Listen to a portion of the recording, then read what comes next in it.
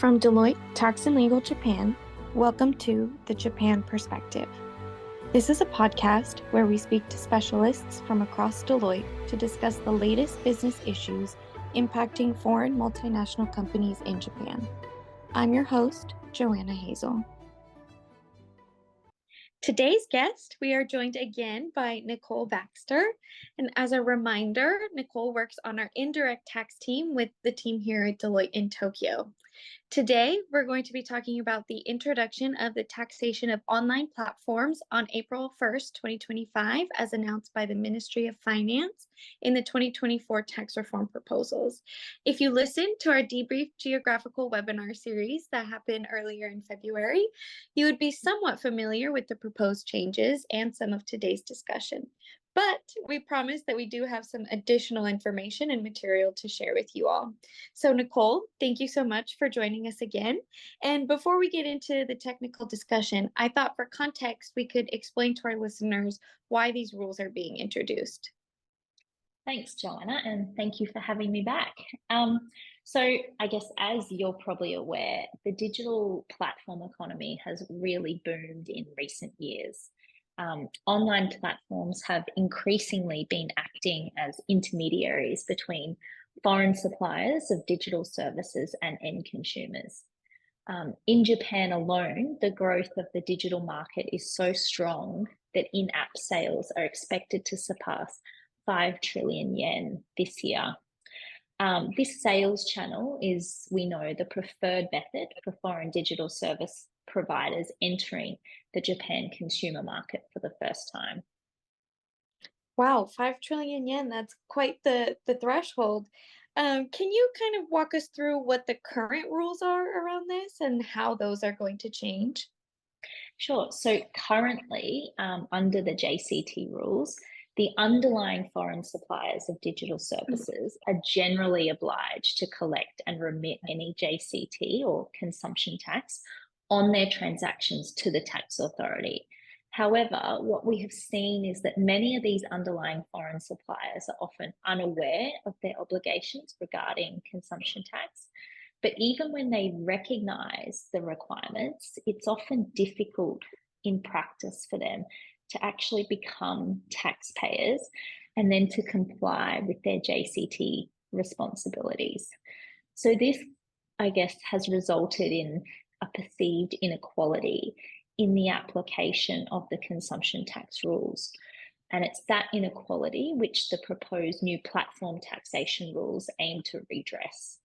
So now under the new rules, it's actually the operator who's required to submit a JCT return to the tax authorities and remit the applicable tax on the facilitated digital services that are subject to JCT, in addition to remitting JCT on their own sales.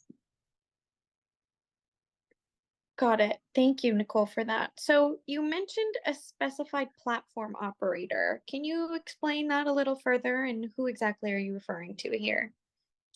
Yes, so a specified platform operator will be designated as such by the tax authority if the total consideration for the facilitated digital services exceeds the 5 billion yen threshold, which is roughly about 34 million US dollars in a tax period. So from 1 April 2025, specified platform operators must disclose all facilitated sales amounts in their JCT returns. Okay. Now, I'm wondering this, so I'm sure some of our listeners are wondering this as well, but how does a platform become a specified platform operator? Yeah, so if the facilitated sales, which just to summarize again, are the total sales by all underlying foreign service providers through an online platform, exceeds that 5 billion yen threshold in the last tax period ending on or before 31 July this year, the platform operator would have to submit a notification to the tax authority by 30 September this year.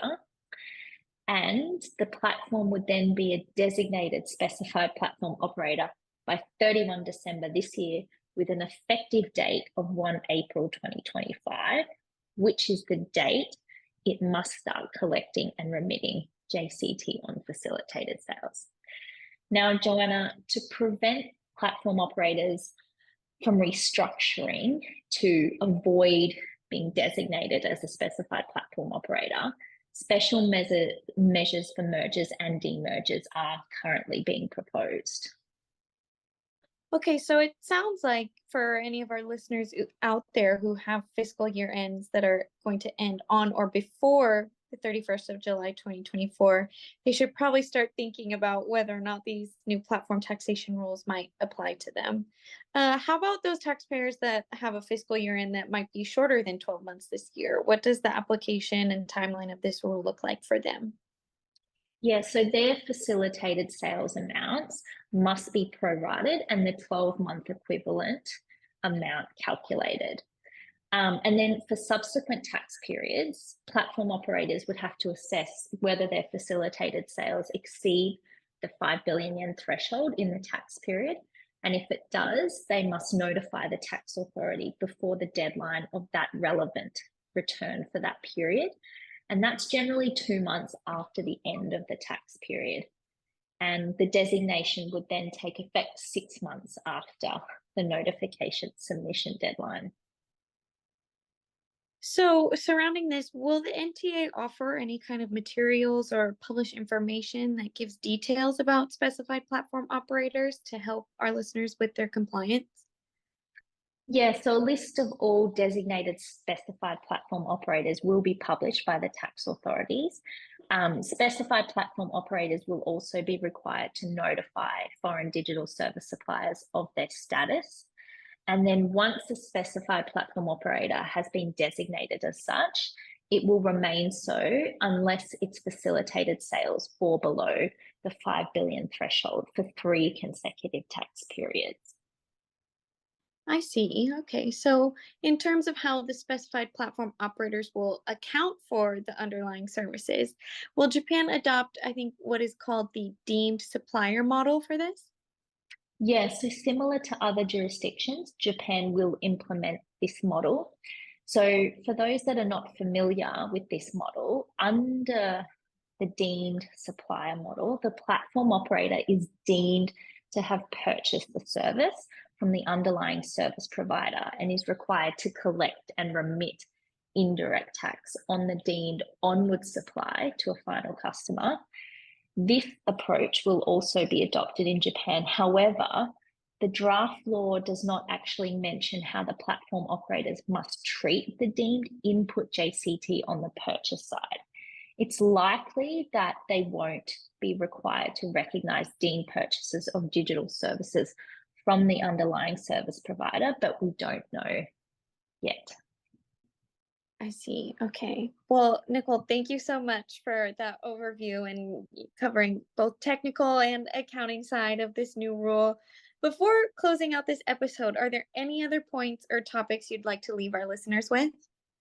So, yeah, I guess there's just two important points. So, just to reiterate, only B2C services are included. The consumption tax on cross border B2B or business to business sales of digital services that will continue to be collected through the reverse charge mechanism.